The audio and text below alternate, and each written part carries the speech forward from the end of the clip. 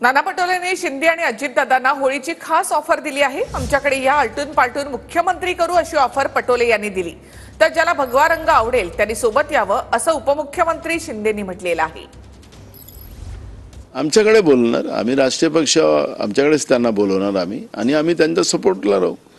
आम्ही वेळेला तर त्यांना ते मुख्यमंत्र्याची सध्या होड लागलेली आहे दोघांमध्ये, तर एकाला काही दिवस दोघांनाही मुख्यमंत्री बनवून टाकू। कारण भाजपच्या सपोर्टमध्ये ते मुख्यमंत्री होऊ शकत नाही, त्यामुळे आम्ही त्यांना दोघांनाही मुख्यमंत्री आलटून पालटून कसं बनवायचं ते बनवायचा निर्णय आम्ही घेऊ। आता भगवा रंग ज्याला परवडेल, भगवा रंग ज्याला आवडेल त्याने सोबत यावं। आणि या भगवा रंग हा हिंदुत्वाचा रंग आहे, भगवा रंग हा वैश्विक आहे, भगवा रंग हा सनातन हिंदू धर्माचा आहे, हा वैश्विक रंग आहे। आणि त्यामुळे हा भगवा रंग कोणाचा द्वेष करणारा, सुवास करणारा नाही, तर सगळ्यांना सोबत घेऊन जाणार आहे।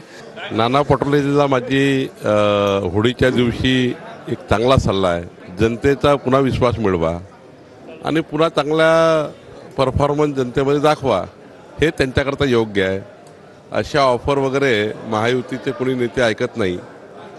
आमच्या देशाचा आणि महाराष्ट्राचा डबल इंजिन सरकारचा संकल्प आहे 14 कोटी जनतेच्या विकासाचा, त्यामुळे आम्ही विकासाला पुढे नेण्याकरता काम करतो आहे, अशा ऑफर करता काम करत नाही आहे। सरकारला चांगल्या सूचना देऊन सरकारला विकासाकडे न्यावं, तुम्ही सुद्धा विकासाकरता मदत करावी। होळीच्या दिवशी आज सर्व मतभेद दूर सारून आपण एकत्र महाराष्ट्र पुढे नेऊया। खरं तर मोठं हास्यास्पद आहे, कारण काँग्रेसच आता स्थिर आहे का नाही आहे समजत नाही।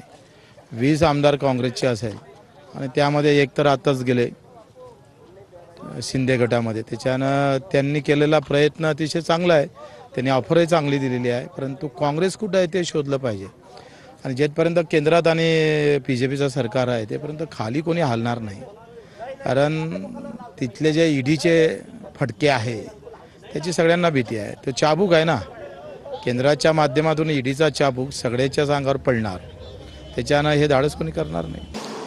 खरं म्हटलं हे विधान म्हणजे एक गमतीचा विनोदाचा भाग म्हणूनच समजून घेऊन आपण झालं पाहिजे, कारण महायुती म्हणून ही निवडणूक सगळ्यांनी मिळून एकत्रितपणे लढवलेली आहे। तिन्ही पक्ष एकत्र होते म्हणूनच एवढ्या जागा जनतेने उत्स्फूर्तपणे निवडून दिलेल्या आहेत, त्यामुळे असं काही घडणारं नाही। त्यामुळे त्यातला एक मजेचा भाग म्हणून शिमग्यात आपल्याकडे माहिती आहे कोकणात या वेगवेगळे सोंग किंवा अशी आणली जातात, त्या दृष्टीने आपण ह्याचा विचार करावा आणि सोडून द्यावा गमतीचा भाग।